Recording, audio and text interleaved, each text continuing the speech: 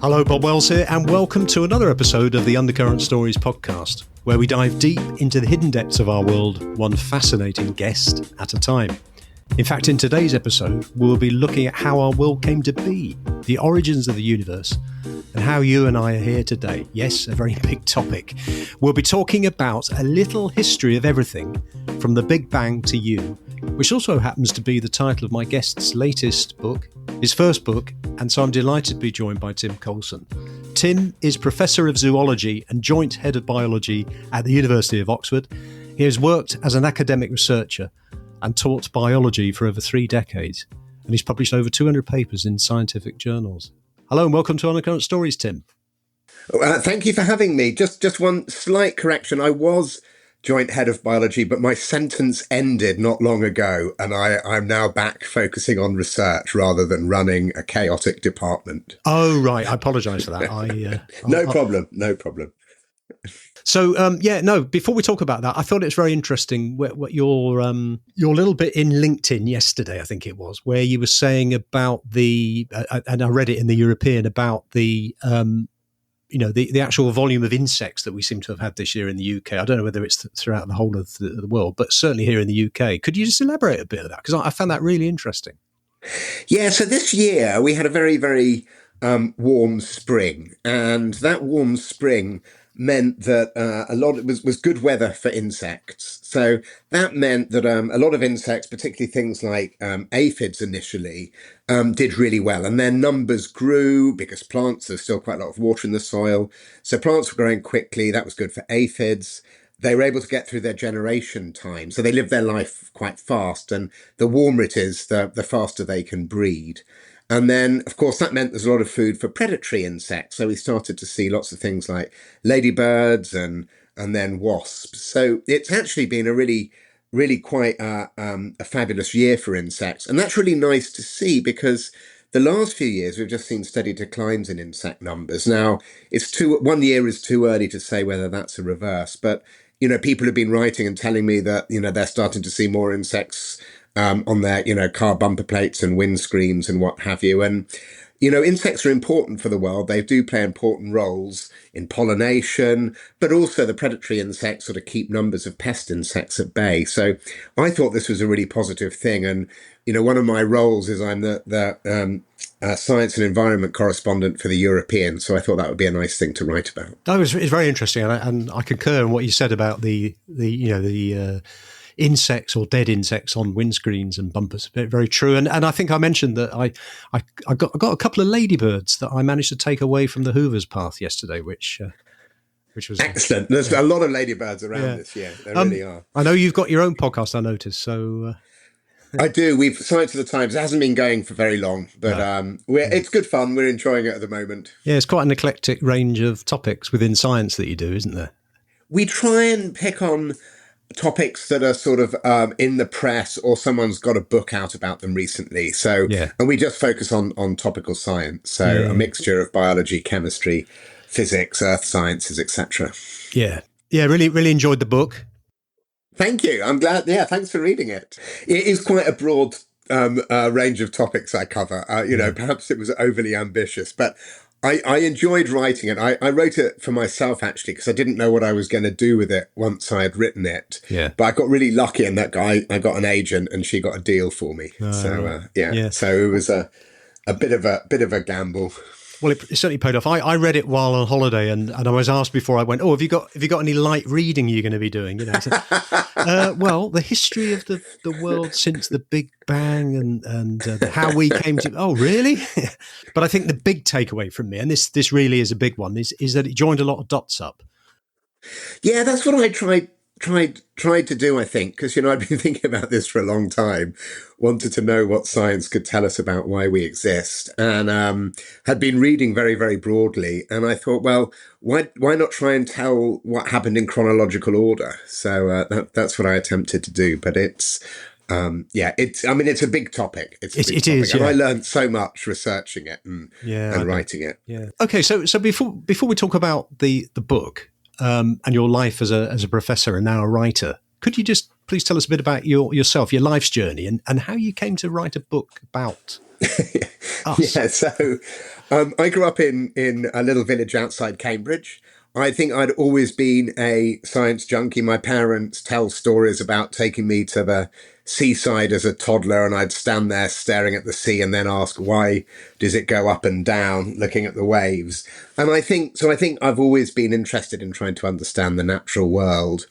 But I went off to Africa, I think I was 20 at the time. I'd been working there, and I then made my way from central Kenya down to Malawi. And I only had two types of tablets with me. I had Puritabs to clean water, so little chlorine tablets, and had anti-malarials to keep malaria at bay. And being an idiot, I muddled them up.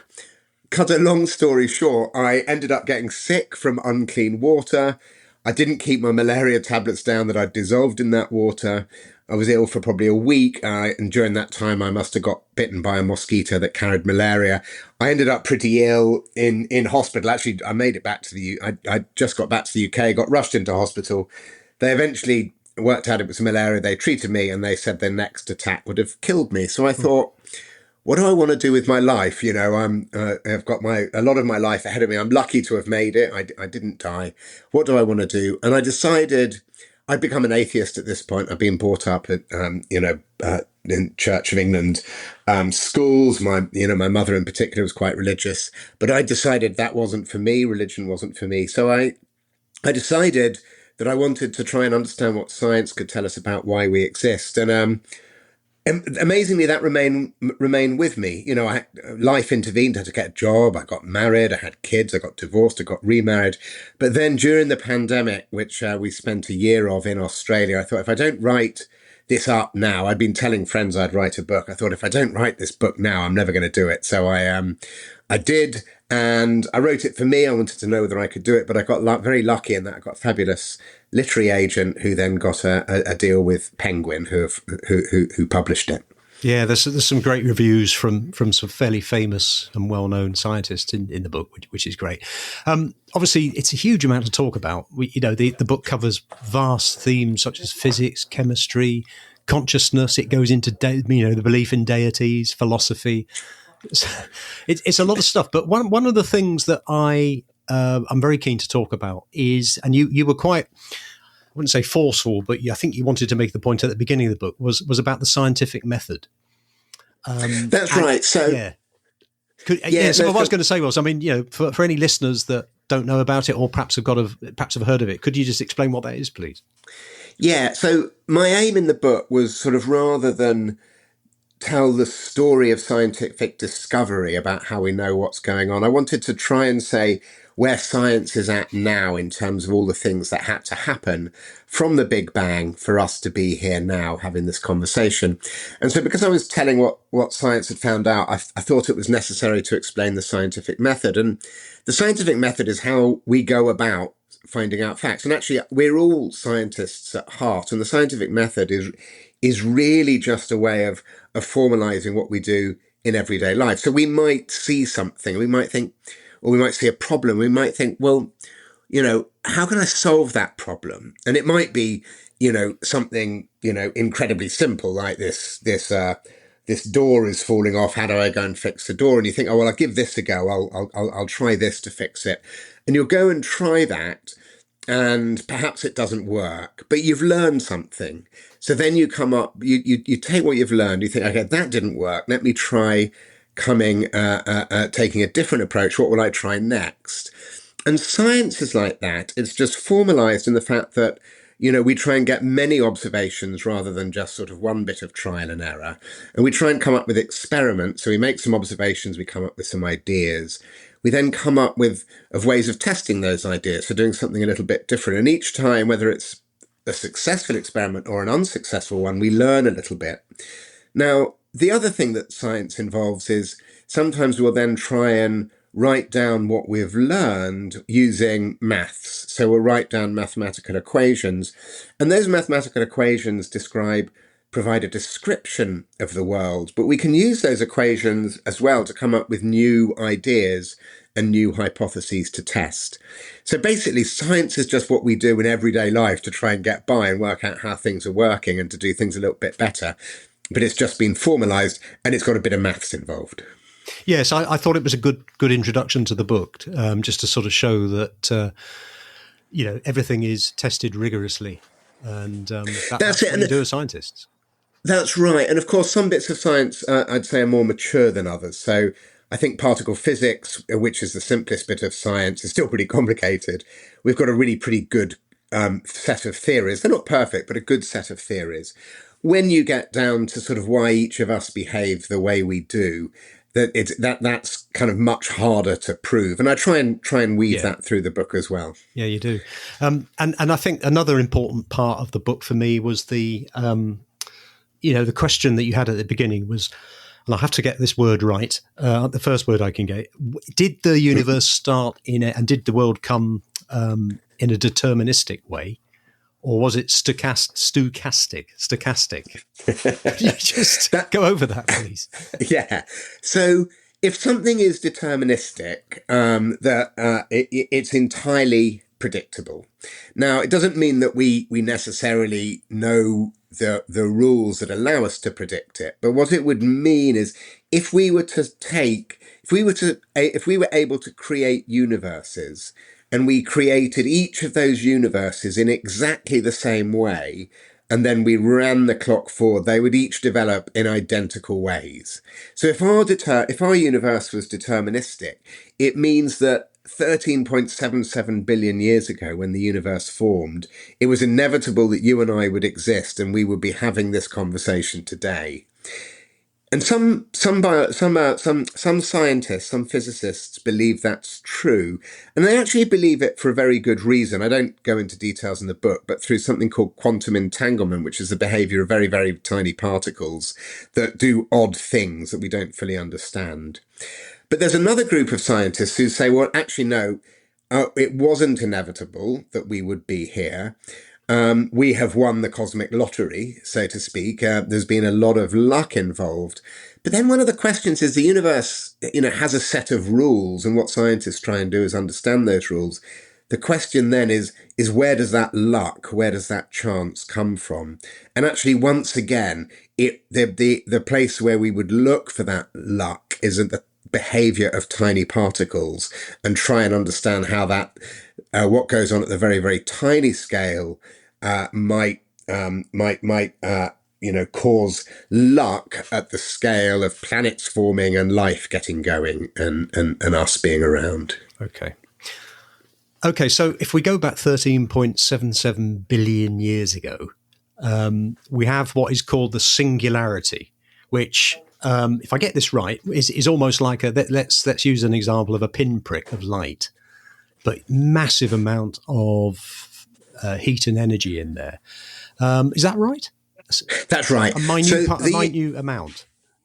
So it was all of the energy and now matter that's in the entire universe was there at the beginning, but compressed into a minuscule. And I can't exaggerate how small, because smaller than the smallest particle that there is today. So the universe was very, very tiny, and it expanded. And we're pretty confident about this because if we look at the universe today and we look out into the night sky, we see that distant galaxies are moving away from us.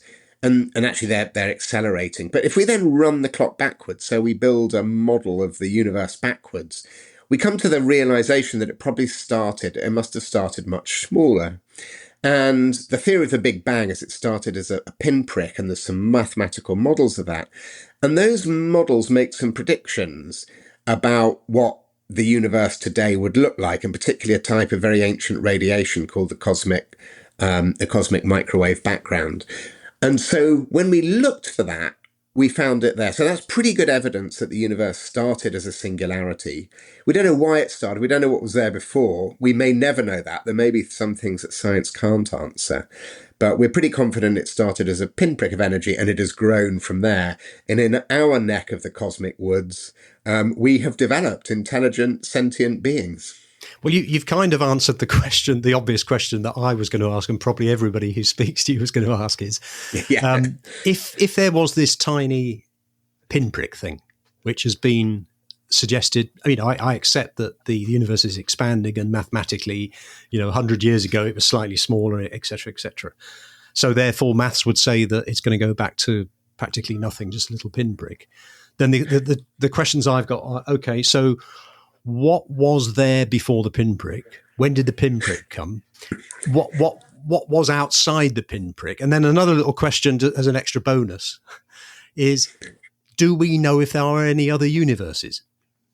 So the answer to the first question, do we know if there's any other universes, is no. Do we know what's outside of our universe, if indeed there is anything outside of it? The answer is no. We can't even see the edge of the universe, right? We can only see what's known as the observable universe. So we don't really know how, we can estimate, but we don't really know how big the universe is. We don't know what's outside it because we can't get out to have a look. You can, if you want to know what's outside your house, you can go out the front door. Is it expanding? Sorry to interrupt, but is it expanding in sort of 360 degrees? Yes, it's expanding all around us in 3 dimensions, and it's getting bigger, and it's getting bigger very, very, very rapidly. Yeah. So what's outside the universe? We don't know, if there's anything. What was there before the universe? Well, there was no time, there was no space, there was no matter. There are some mathematical arguments that have been made that whatever it was was unstable, and it collapsed to form a pinprick of energy. And if it could do that once, perhaps it could do it many times. So there may be other universes out there. And there are theories of the multiverse, and it's made it into Hollywood now. Yeah. You kind of see films about the multiverse and what have you.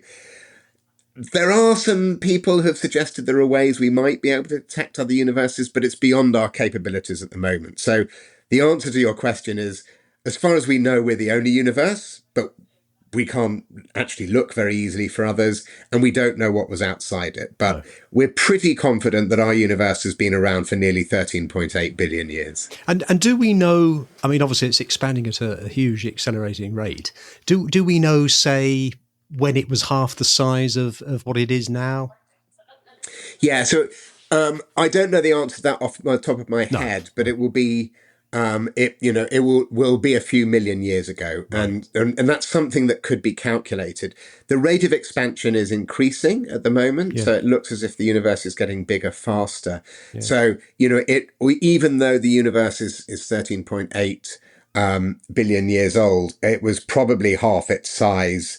Maybe only 3 or 4 billion years ago, but that's an approximate guess. Yeah, but that's really interesting, isn't it? It just shows you the rate that it appears to be accelerating. Okay.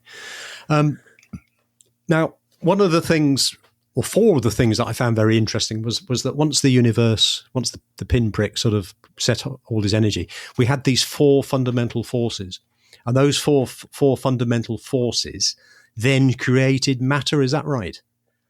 Well, so some of the energy. So when the universe was a fraction of a fraction of a fraction of a second year old, fraction of a second old.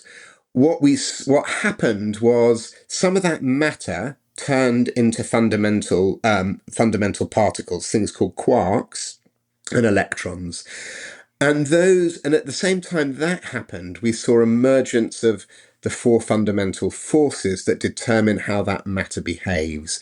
And those fundamental forces are gravity, which we're all familiar with. It's what keeps us on the earth, and when we jump up, we come down to ground. There's electromagnetism, which determines the way that all atoms and molecules react with one another. And it's why if you sort of bang the desk, your hand doesn't go through it, but it meets something hard. And then there's also the strong and the weak nuclear forces, and those hold together the particles in the center of an atom, so the atomic nucleus, and those are called neutrons and protons. And so those forces hold those together. And so when the universe was extremely young, the 4 forces that are really the heroes of the book emerged at the same time that the first fundamental particles did. And are we able to, I know we can't create a universe at this moment in time, but are we able to create any of those forces?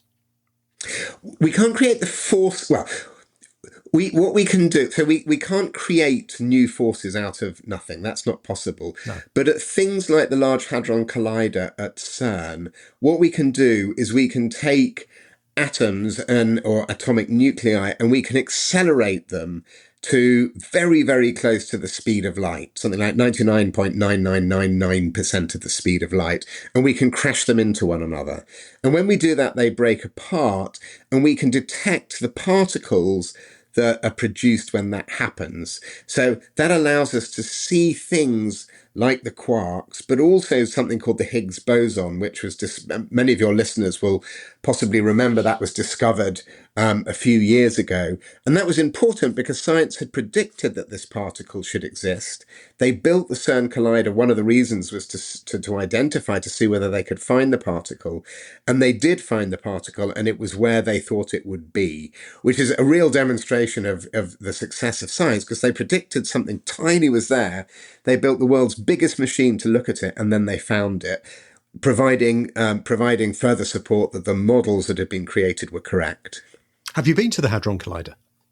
I have. When my eldest daughter, who's 26 now, loved physics when she was younger, and she hates me telling this story, but when she was coming up for her 18th birthday, I said, "What do you want for your birthday, Sophie?" And she said, "I'd love to go to CERN to see the Large Hadron Collider." So I went and chatted to a physicist I know here at Oxford, Phil Burrows, and I said to Phil, the physicist, could we come to CERN? He said, "Come when it's shut." And I said, "What?" He said, "I'll arrange for you to go underground and see one of the detectors where they detected particles like the Higgs boson." So we went over there, and actually I loved it. Sophie loved it. She went on to do her undergraduate and master's in physics, but she now is a bit embarrassed that at 18 she wanted a trip to CERN for her birthday. Yeah. When she's a bit older, she'll realise quite what a cool idea it was to ask for that. Yeah, because it's quite it's a tunnel basically, isn't it? It's a circular tunnel, and it's about 27 kilometres in length, or I think, and it's surrounded by huge electromagnets, and those electromagnets accelerate the atomic nuclei to, as I say, very close to the speed of light, and then slam them into one another in these huge cathedral-sized detectors that then detect these very, very short-lived particles that are produced by the collisions. And the actual tunnel itself, what sort of width is it?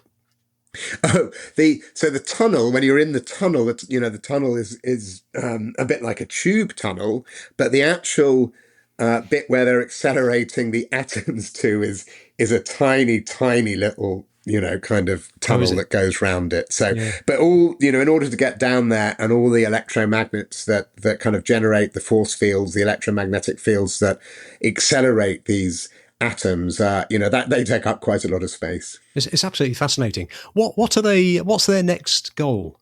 What are they hoping to find? So there's a lot you can find through bombarding various materials into one another in terms of fundamental particles. There is debate, I believe, at the moment, and I'm not an expert in this, about what the next collider, if one is to be built, will look like. Should it be a bigger version of CERN that's a bigger circle, a longer tunnel that allows you to accelerate things even faster and collide them at greater energies? Or should you think about something different? And people have been talking about linear colliders, which, if I get it right, are very good at helping us understand a lot more about something called antimatter, which is very rare in our universe, which is just as well, because when matter and antimatter collide, they cause an enormous explosion. Oh, we'll perhaps steer clear of that for a while. In fact, decaying bananas do produce a small amount of antimatter, but yes, I read not that. Not enough to sort of lead to an explosion when you make a banana smoothie. Yeah. So perhaps just buy the one bunch rather than the two.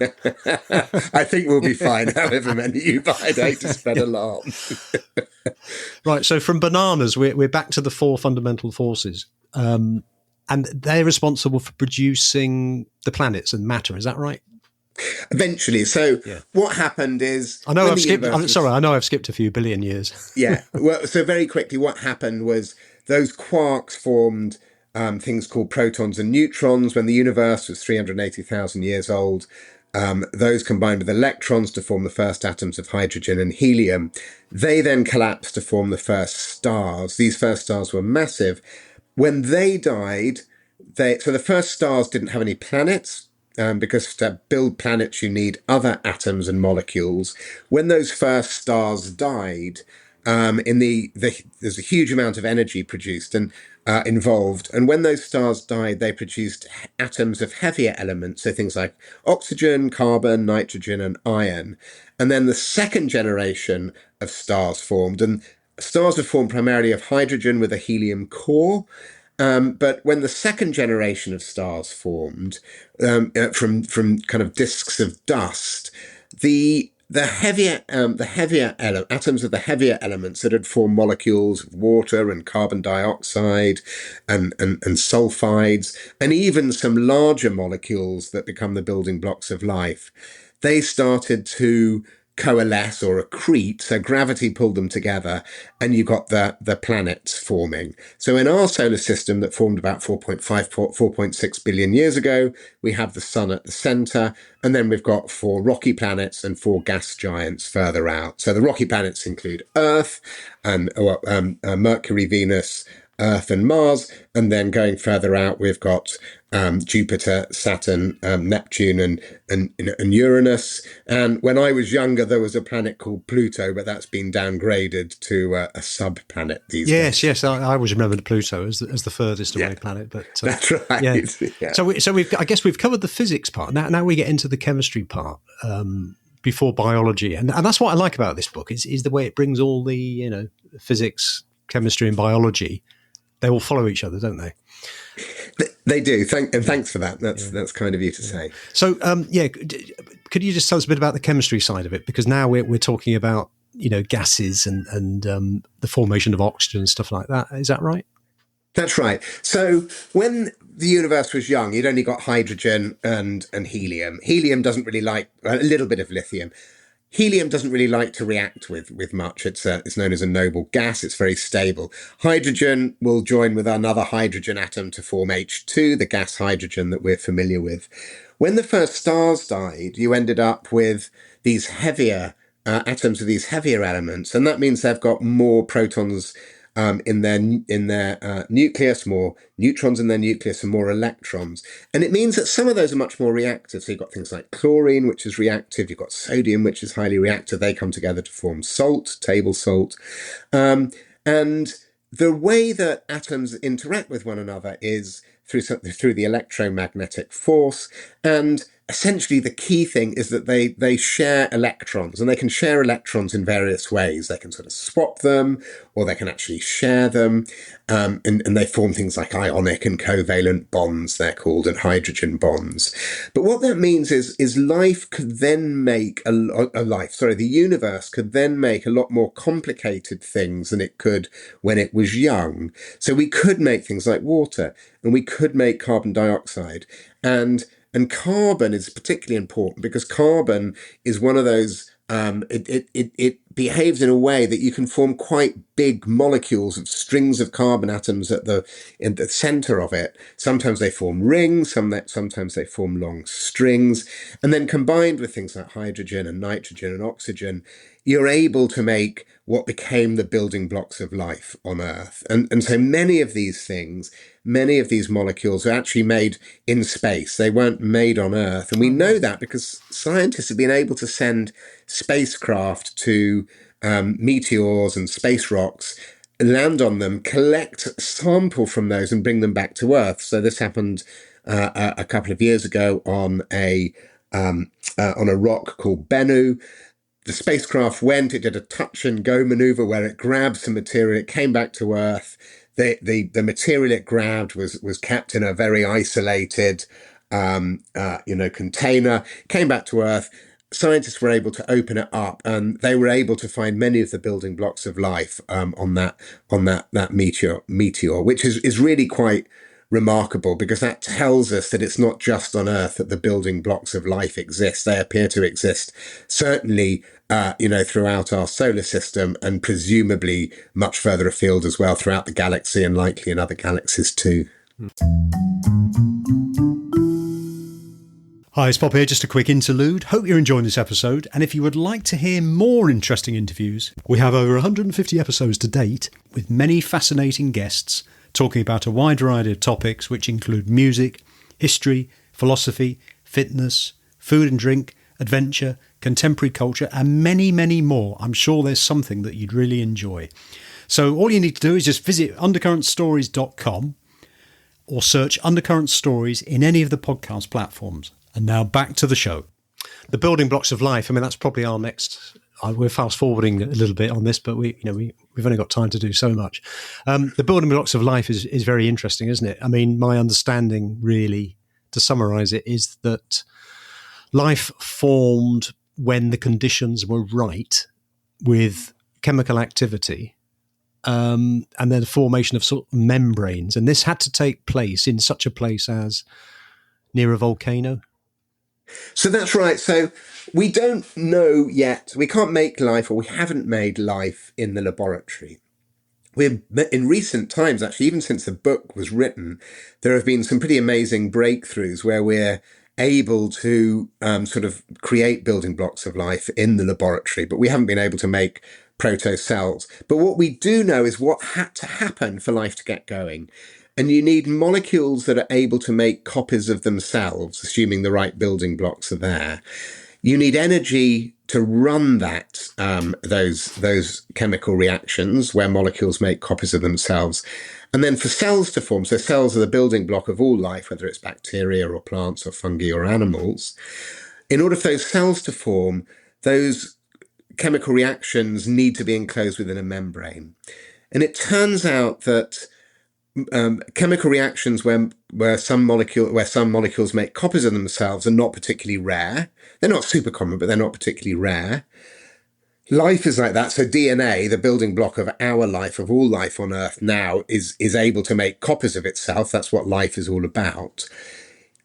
We, as animals, we power that reaction to make copies of DNA, whether it's to stay alive or to make babies. We do that through eating food.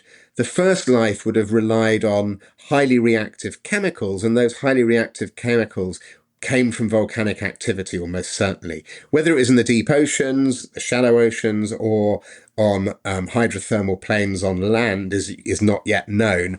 I actually kind of plumb in the book for thinking it seems more likely it would have been in fresh water, where fresh water meets volcanic activity, a bit like Yellowstone National Park today, or Kamchatka or Iceland today. And then you need membranes to form. And it turns out membrane formation is really quite easy. The building blocks of cell membranes, so phospholipids, have been found on meteors.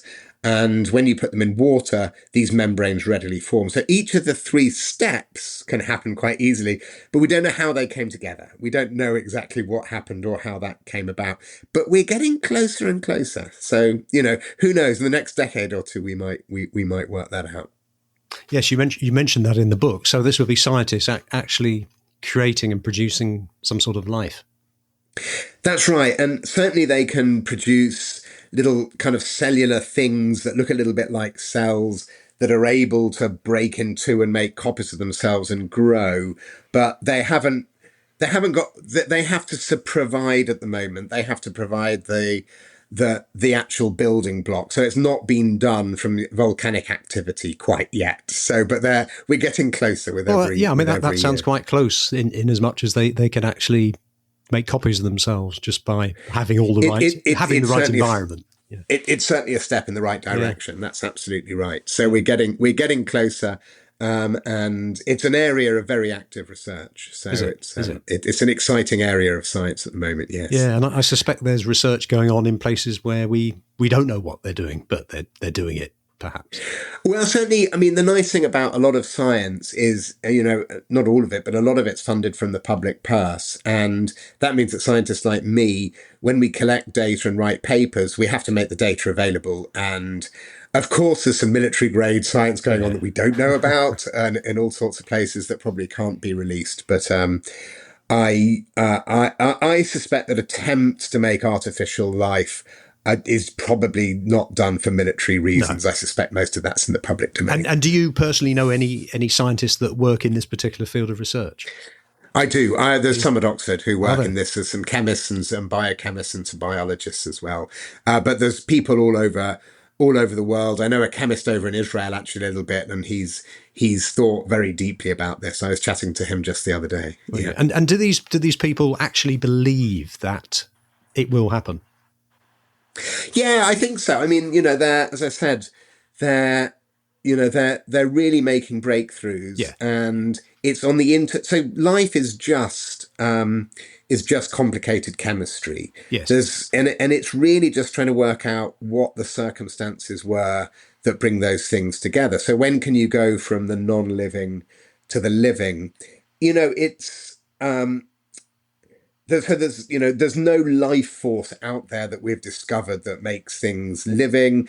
There's various philosophies out there. So some people have philosophies that everything, including rocks and the computer in front of me, have kind of a degree of consciousness, but there's no evidence to my mind that there's any support for those philosophies. But so the science is where I think it's at. You know, and I'm sorry for those people who kind of believe there is some sort of mystical thing out there who are listening to the podcast and are probably now shouting at their computer or iPhone. But, you know, my certain reading of the evidence is that there is a boundary. Chemistry becomes biology, and we are just complicated chemistry. Yeah, no, I can understand how I can see both points. I'm probably like you. Originally, I was a believer, and I still sort of am. And I think part of the reason is it's almost like a nice to know type of thing. Nice to sort of think that there's something else. And I think you mentioned in the book, you know, it makes you sad sometimes, perhaps, if you take a totally scientific view that there perhaps isn't anything. But I'm fairly open-minded, I think. So I wouldn't say it makes me sad. I mean, I think life can still have meaning. Yeah. I'm also respectful of other people's views. Yes. So you I made that completely point understand. in the book. Yeah. I don't expect to change anyone's mind on this. That's not what I'm trying to do. I'm just trying to explain what science does. Yeah. Religion's incredibly important for people, including my mother. You know, her belief is very important to her. I'm not going to change her mind. I don't want to change her mind. You know, it's people will believe what they want, and all I feel I can do as a scientist is say this is where we're at the moment, and this is what we think we understand from a scientific. Yeah, and I will just say, just to sort of qualify what I said earlier on, is that the actual book is uplifting because whatever you believe at the end of it, it almost makes you want to embrace life even more. That's what that's where I ended up anyway on my journey. Yeah. So obviously you take the stochastic view. In other words, it's happened randomly. It hasn't been pre-planned. What about life on other planets? What are your thoughts on that? So in terms of, we don't think the early Earth was so unusual that it's the only place in the universe where life could have got going, where simple life could have started.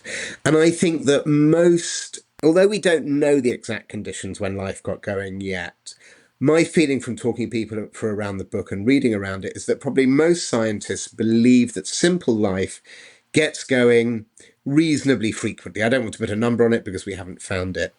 The question then becomes is how often does it sort of get a foothold on a planet and then develop into more complicated life, multicellular life, intelligent life with sentience. And we don't know the answer to that because we don't know. So Earth has been suitable for life for about 4 billion years. It's had the right orbit. It's not too eccentric. It's faced significant extinctions. Our star, the sun, hasn't thrown out solar activity, solar storms that have destroyed us. We have no idea at the moment how typical or unusual our solar system is in those regards, and Earth is in those regards. But let's say simple life gets going reasonably frequently. Once it does, evolution will kick in. Evolution is all about competition for resources and cooperation, how organisms can cooperate to sort of benefit themselves to get more resources. That's a very, very potent and powerful force. And once life gets started, there's no reason to expect that evolution wouldn't work in that way. And if it does, and the environment is right, there's no reason, again, to think that in time more complicated life didn't arise and eventually became sentient. And of course, the next question that people ask for that, and it might be later in the podcast, is, well, where is everyone? Where is all this intelligent life? So there's a good chance, Tim, that there is life on other planets. I think so, and I think that would be an amazing discovery if we worked out that was true. And I think one of the really interesting things is how similar or how different would it look to us, because the rules of chemistry are going to be the same throughout the universe. So it's possible there will be similarities to us. It might use DNA. It might use DNA, but might use it in a slightly different way, have a slightly different genetic code. And the problem is getting to other star systems and getting to other planets is a very, very slow and time-consuming process, because they are so far away and large objects can't travel anywhere near the speed of light, because the amount of energy to get them there, which means they'd be able to travel quickly, is vast. And then even if they were traveling that quickly and they collided with even a small grain of dust, it would probably destroy them because the energy would be so high. So the chances of actually going and visiting somewhere else is slim. But I don't see why life doesn't exist anywhere else, and I don't see any reason why in some places it doesn't become intelligent and sentient like us. The book obviously talks about us as humans, how we evolved.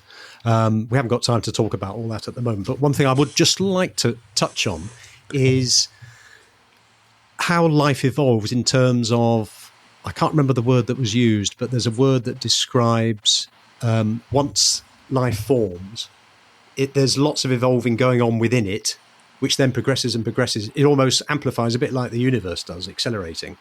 So it's almost doing its own thing. And that's how humans came into existence. Well, yeah. So animals appeared on Earth somewhere between 600 and 800 million years ago. We don't know exactly. They were they were soft-bodied animals, things like sponges. They were quite simple, things like comb jellies. Then 530 to 540 million years ago or so, we had something called the Cambrian explosion. Animals for the first time created hard parts, so things like shells and teeth and bones. That allowed animals to generate and come up with a new way of life, eating one another, killing and eating one another for a living. And my next book's all about predators, actually. And that speeded up evolution. It's thought it may have speeded it up, as much as 5 times. And it also led to complexity. So the arms races between predators trying to eat their prey and prey trying to not be eaten led to the development of complex organisms like us. It was the main driver. And, the evolution of the ability to experience the world around you, to look out for things that are going to eat you, to hear things that are going to eat you. So our senses, but also brains and the evolution of consciousness. And we probably don't have time to do that, but that is all covered in the book.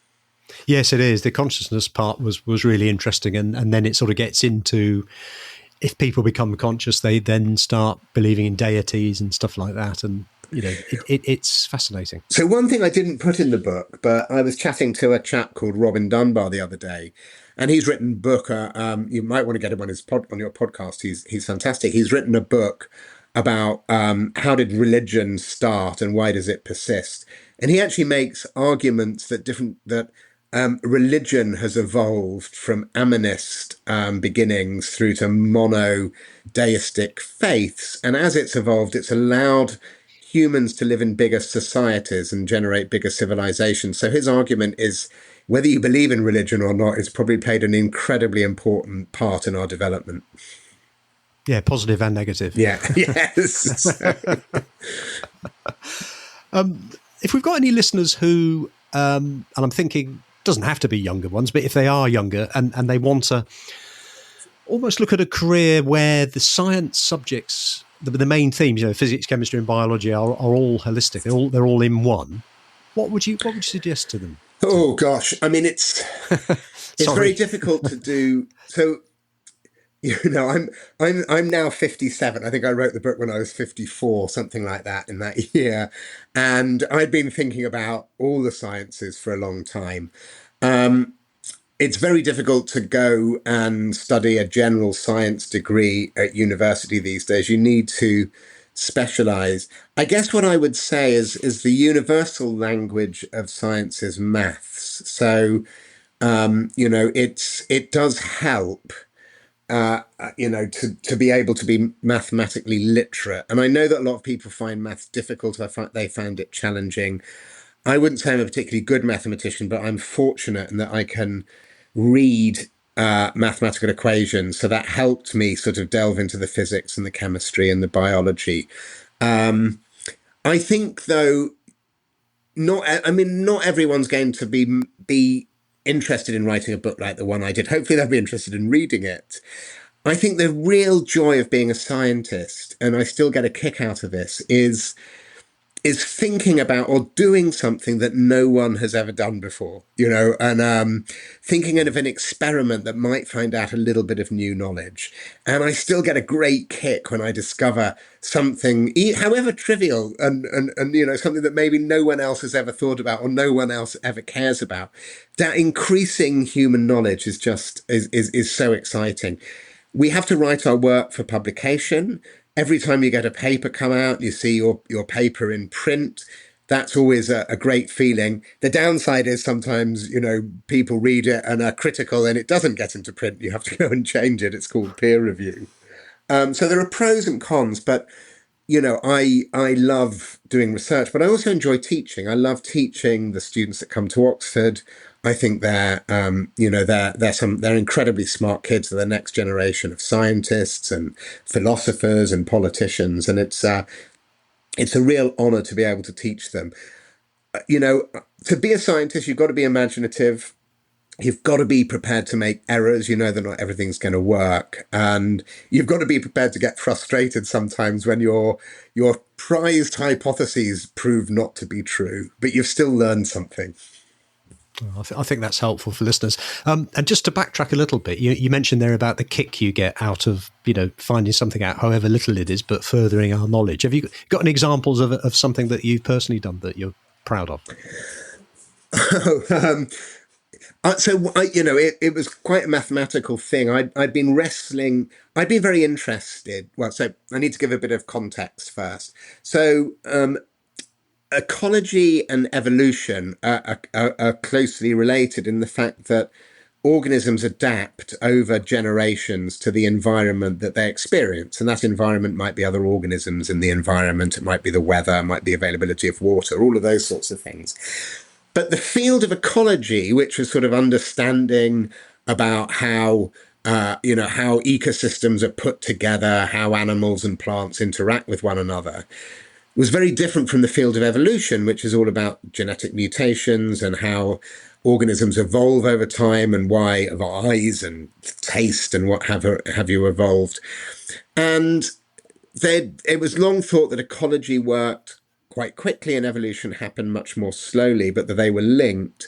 I think the thing that I'm probably most proud of is developing some theory, and other people have developed related theories, but developing some novel theory that showed ways in that ecology and evolution are linked and can be linked. And that's kind of what my career has been focusing on for the last couple of decades. And there's I was able to use sort of, in order to bring ecology and evolution together, I used sort of mathematical tools involving things like random matrices from maths. And I think that's probably something I really enjoyed doing, because I remember I was going for a walk or, believe it or not, possibly even a run about, 15 years ago, and actually stopping dead when the image of how to go about doing it kind of filtered through my brain. And that was just a great moment. I really enjoyed that. And it was like, wow. And then, of course, I thought, I've solved everything. It's going to be, but then, of course, you realize there's a load more challenges that emerge.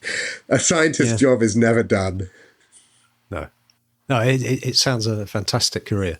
And so what are you currently working on? You did mention about another book. Yeah, so I'm writing a book called Predators. So as I mentioned a little bit earlier, predator-prey arms races have really driven the complexity and diversity of life on Earth. So my next book is all about predators. It'll come out in early 2027. And it's really about how predators past have shaped life on Earth, how we as predators are changing the Earth, but also how predators might just give civilization a chance of surviving, because they are the animals that structure ecosystems and drive the biogeochemical cycles on which we rely. I'll have to come back on your podcast and talk about that when it comes Yeah, out. well, I hope we're still going in 2027, but I'll be in touch. That'd be great. No, it sounds fascinating. So where can listeners find out more about you and what your work, Tim? So I have a website at the University of Oxford. So if they do a search for Tim Coulson at the University of Oxford, they'll get directed to my website, and they'll then be able to find out more details of the book, some of my writing for the European magazine, which you mentioned earlier, my publications in the scientific literature, where I'm talking next, how to get in contact with me if they want me on their podcast or to give a talk, all of that sort of stuff. I'm really enjoying popularizing science at the moment, talking at literary festivals and schools and what have you. And if anyone's interested, please reach out. Oh, well, that's great. We'll put all those in the show notes. Well, Tim, this has been a really fascinating conversation. It's been interesting to learn about how science has helped us understand the journey from the Big Bang to human existence. In my opinion, the book is a masterpiece. I can thoroughly recommend the book. It's one of the best books I've read this year, and I do read a lot of books. And for me, as I said at the beginning, it's joined up a lot of dots in science, and it's brought physics, chemistry, and biology together and made it easier to understand. My guest today has been Professor Tim Coulson. Tim is Professor of Zoology and author of the book A Little History of Everything, From the Big Bang to You. And you can find links to Tim's work and the book in the show notes. Thank you for coming on the show, Tim. Thank you very much for having me. It's been a real pleasure.